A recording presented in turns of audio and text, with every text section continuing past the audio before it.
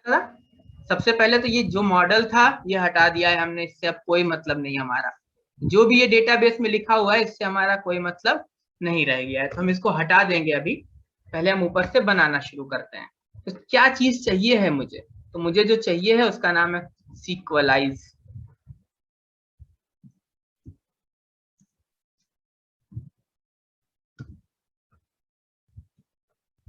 लेकिन यहाँ लिख के नहीं आ रहा, ये लिख के सजेशन क्यों नहीं दे पा रहा है? इसलिए नहीं दे पा रहा है क्योंकि हमने उसको इंस्टॉल नहीं किया है। सबसे पहला काम क्या करना है कि हमें सीक्वलाइज को इंस्टॉल करना है। ठीक, हम चलते हैं अपना सर्वर ब्रेक करते हैं। ठीक, और पैकेज इंस्टॉल कर देते हैं npm install dash dash save sequelize. जब भी पैकेज इंस्टॉल हो जाएगा तो यहाँ पे अपने आप इसीलिए VS Code सजेशन देता है क्या इंस्टॉल है तो बता देता है।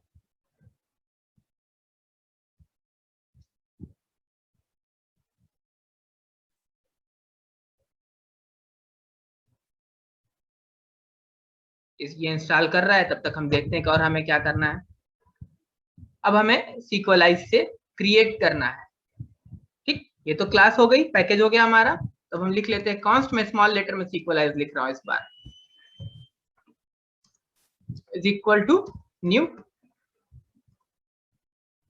सीक्वलाइज। इसका एक ऑब्जेक्ट बनाता हूं। ठीक, अब इस ऑब्जेक्ट में क्या क्या पास करना है? सबसे पहली चीज डेटाबेस, किस डेटाबेस से कनेक्ट होना है आपको।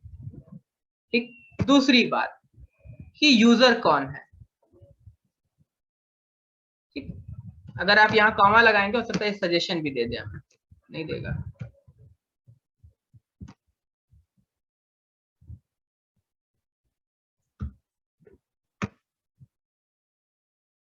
कोई नहीं, सबसे पहले डेटाबेस का नाम।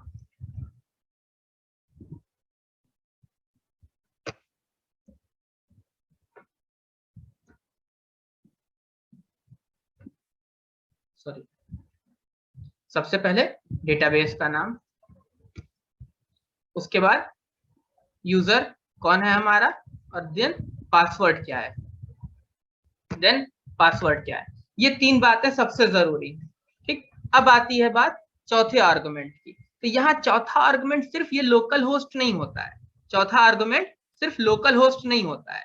चौथे आर्गुमेंट में हमें दोनों चीजें बतानी पड़ती हैं कि किससे कनेक्ट होना है और डेटाबेस कैसा है, मतलब माई सीक्वल है या पोस्टग्रेस है। ठीक, तो जब भी कहीं मल्टीपल चीजें पास करनी होती हैं पूरे जावा स्क्रिप्ट में, ठीक, जब हम आगे अगर NoSQL डेटाबेस यूज करेंगे तब भी, तो क्या करते हैं जब भी मल्टीपल आर्गुमेंट्स आते हैं तो फिर हम ऑब्जेक्ट बना देते हैं। हर जगह यही रूल चलता है। ठीक, तो यहाँ हमको बताना पड़ेगा इसको कि डायलेक्ट क्या है। डायलेक्ट क्या है? हमने कहा कि भैया हमारा जो डायलेक्ट है वो है MySQL। और होस्ट कौन है हमारा, होस्ट कौन है हमारा? हमने कहा हमारा जो होस्ट है वो है लोकल होस्ट। ये दो बातें, डायलेक्ट क्या है हम समझ के आए हैं, अभी MySQL है कल को बदल जाएगा। ठीक, यानी अब इस पार्ट की जरूरत खत्म हो गई हमारे। ठीक, ये MySQL जो हमने रिक्वायर किया था इसकी भी जरूरत खत्म हो गई। अब बारी आई मॉड्यूल डॉट एक्सपोर्ट की। ये जब हमने सीक्वलाइज बना लिया है तो अब हमें इसको एक्सपोर्ट करना है।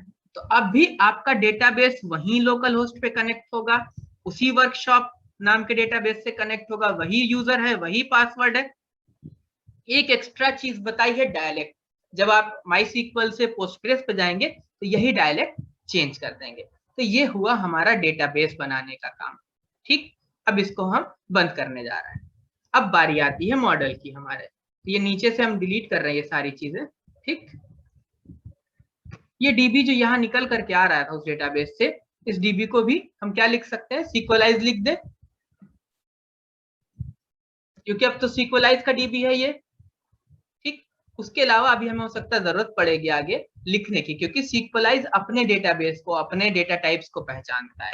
ठीक, तो ये सीक्वलाइज लिखने का क्या मतलब हुआ कि उस डेटाबेस से जो अभी ये हमने डेटाबेस बनाया है, जो ये एक्सपोर्ट किया है, जो ये एक्सपोर्ट किया है, ये यहाँ इंपोर्ट हो गया। ठीक, एकदम क्लियर होना चाहिए। यहाँ सीक्वलाइज ले लिया हमने, एक पैकेज है जो अंदर से अब किसको यूज करेगा, MySQL के लिए क्वेरीज जनरेट करेगा। ठीक, उसको हमने बता दिया कि डेटाबेस कौन सा है, यूजर नेम क्या है, पासवर्ड क्या है, डायलेक्ट बता दिया ताकि क्वेरी उसके हिसाब से जनरेट करेगा। इसी डायलेक्ट पे क्वेरी का जनरेशन डिपेंड करता है।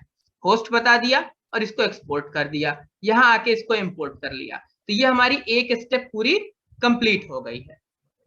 अब बारी है हमारी मॉडल को कंप्लीट करने की। ठीक, चलते हैं हम नीचे। इस सीक्वलाइज को यूज करके हम एक मॉडल बनाएंगे। ये बना हमारा मॉडल, और जब ये मॉडल हमारा बन जाएगा तो इसको हम किसी एक चीज में रख सकते हैं, वेरिएबल में। हमें यूजर का मॉडल बना रहे हैं तो हमने वेरिएबल का नाम यूजर रख लिया। अभी इसके अंदर का काम हम सारा करेंगे। जो ये मॉडल हमारा बनेगा, सीक्वलाइज को इंपोर्ट कर लिया है, ये अंदर से डेटाबेस की कनेक्टिविटी के लिए सारी जिम्मेदारी इसके पास है, क्वेरी जनरेशन की जिम्मेदारी इसके पास है।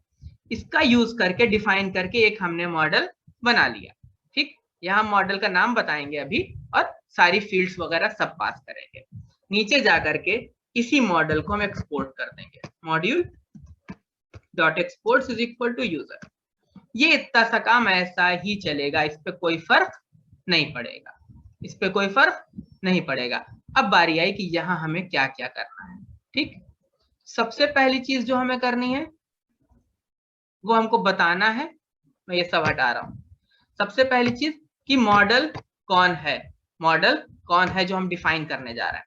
ये तो यूजर वेरिएबल है ना, जब बना लेंगे तो इसमें असाइन कर देंगे, तो वेरिएबल का नाम। यहाँ बता रहे हैं मॉडल का नाम, कि मॉडल का नाम क्या है। जो ये मॉडल का नाम रखते हैं, जैसे ये मॉडल का नाम यूजर है, तो जो आपके डेटाबेस का नाम होगा वो यूजर्स होगा। ठीक, ये अपने आप प्लूरल में ले लेता है और जाके उसी से कनेक्ट हो जाता है। ठीक, क्योंकि समझिएगा कि उसी डेटाबेस के अंदर 1000 टेबल्स हो सकती हैं। इसको कैसे पता चल जाएगा किस टेबल से कनेक्ट होना है? तो जब हम यहाँ पे जो भी नाम लेते हैं उसी के प्लूरल फॉर्मेट में डेटाबेस का नाम होता है। ठीक, ये बहुत जरूरी चीज थी, छोटी सी है पर याद रहना चाहिए कि डेटाबेस के नाम और मॉडल के नाम में अंदर से रिलेशन होती है। ठीक, अब नेक्स्ट चीज आती है हमारे पास कि हम बताएं इसको कि उसमें क्या क्या चीजें हैं।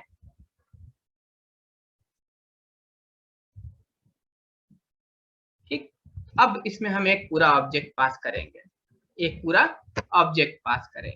ठीक, सिर्फ जरूरी क्या था, ये यूजर मॉडल है तो डेटाबेस किस नाम से होगा, हमारी टेबल यूजर्स नाम से है। ठीक, अब हम आगे बनाने जा रहे हैं कि इसमें फील्ड क्या क्या होंगी। फॉर एग्जाम्पल हमने कहा आईडी होगी हमारी। ठीक, कैसी होगी, हमने कहा इंटीजर होगी। अभी इसमें चेंजेस करेंगे हम। ठीक, नेक्स्ट हमने कहा कि नेक्स्ट क्या है, हमारा नेम है। हमने कहा हमारा नेम है। ठीक, इसने पूछा किस टाइप का है, हमने कहा स्ट्रिंग है। फिर हमने कहा कि ईमेल है हमारे पास, किस टाइप का है, हमने कहा स्ट्रिंग टाइप का है। फिर हमने कहा रिमार्क है हमारे पास, इसने पूछा किस टाइप का है, हमने कहा स्ट्रिंग टाइप का है। और क्या है हमारे पास, नेम है, ईमेल है, रिमार्क है। एक सेकंड में देख लेता हूँ फील्ड्स के नाम में।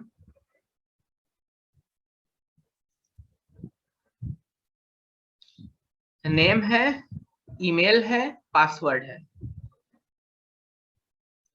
नेम है, ईमेल है और पासवर्ड है। पूछा इसने किस टाइप का है, मैंने कहा स्ट्रिंग टाइप का है। इतने तक तो कोई दिक्कत मुझे नहीं हुई, मैंने आराम से इसको बता दिया। और ये दिख रहा होगा ऊपर, इसने यहां से निकाल रखा है इंटीजर। मैंने कहा इंटीजर, इसने इंटीजर कहां से उठा लिया, सीक्वलाइज डॉट टाइप्स से उठा लिया। सीक्वलाइज डॉट टाइप्स से उठा लिया है। ठीक है, तो इसने कहां से उठाया, सीक्वलाइज डॉट टाइप्स से। तो हम थोड़ा सा और चेंज करने जा रहे हैं, हम इसको सीक्वलाइज डॉट टाइप्स से नहीं उठाने देंगे।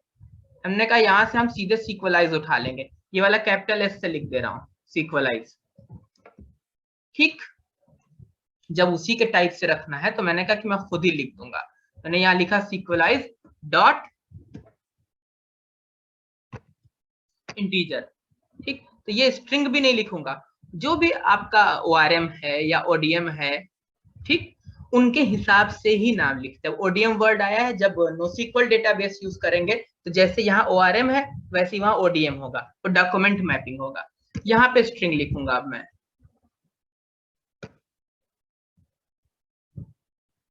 ठीक, sequelize dot string, sequelize dot integer. Next भी ये स्ट्रिंग नहीं है, यहाँ sequelize डॉट स्ट्रिंग होगा। sequelize का डेटाबेस यूज करेंगे अब हम, और उसी के हिसाब से टाइप देंगे, क्योंकि अब ये क्वेरी वगैरह सब इसको जनरेट करना है, मेरा कोई काम नहीं बचा यहाँ पे। ठीक, तो ये इतनी डिटेल हमने इसको दे दी है। अभी एक चीज और, कि ये जो आईडी है हमारी, अब ये सही है, काम करेगा, लेकिन अभी मसला ये है कि आईडी हम भेज नहीं रहे हैं, आईडी हम भेज नहीं रहे हैं। तो हमें ये बताना पड़ेगा कि भाई आईडी का टाइप तो sequelize डॉट इंटीजर है, बट मसला एक और है इसके साथ, कि ये ऑटो इंक्रीमेंट वाली चीज है, ये ऑटो इंक्रीमेंट वाली चीज है।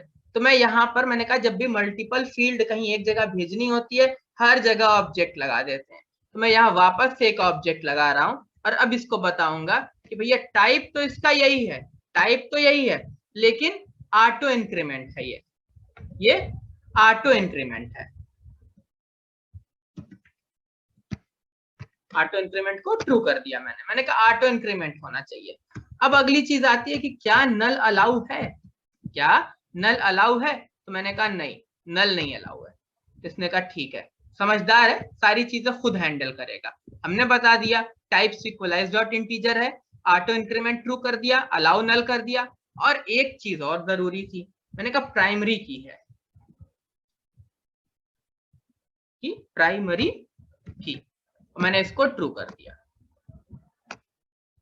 ठीक, अब ये सारी चीजें खुद हैंडल कर लेगा, सारी चीजें खुद हैंडल कर लेगा। सेम तरीके से दूसरी फील्ड के लिए भी, लाइक हमारा नेम भी नल नहीं अलाउ करता है, ईमेल में भी नल नहीं अलाउ है, पासवर्ड में भी नल नहीं अलाउ है, तो ये सारी चीजें हमको इसको ऐसे ही बताना पड़ेगा। तो हम क्या करेंगे, हम यहाँ से हटाना शुरू करेंगे, हम यहाँ से हटाना शुरू करेंगे, और सबका लिखेंगे, इसका भी हम टाइप लिखेंगे, सॉरी, ठीक, और आगे लिखेंगे कि अलाउ नल नहीं है,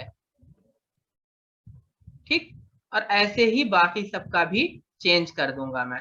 ईमेल को भी ऐसे ही चेंज कर दें, क्योंकि ये भी नल नहीं अलाउड है, पासवर्ड को भी ऐसे ही चेंज कर दूं, क्योंकि ये भी नल नहीं अलाउड है, रिमार्क को चेंज करने की जरूरत नहीं है, इसमें नल भी चला जाएगा तो कोई दिक्कत नहीं है।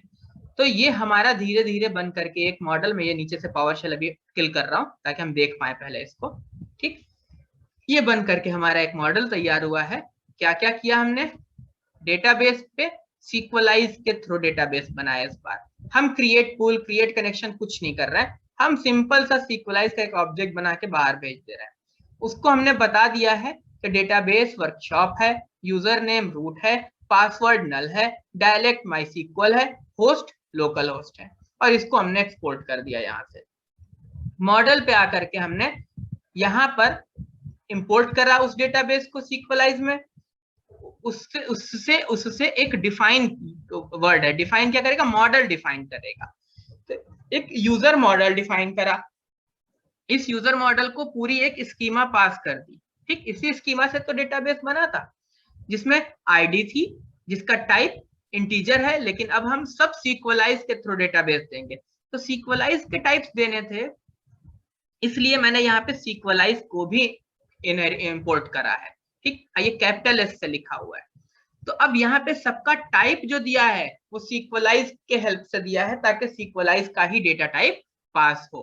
तो sequelize dot integer, sequelize dot string सब पास कर दिया। साथ में मैंने बता दिया कि आईडी जो है ऑटो इंक्रीमेंट है, ताकि मैं ना भेजूं तो ये परेशान ना हो, ये समझ जाए कि डेटाबेस खुद से इंक्रीमेंट कर लेगा आईडी।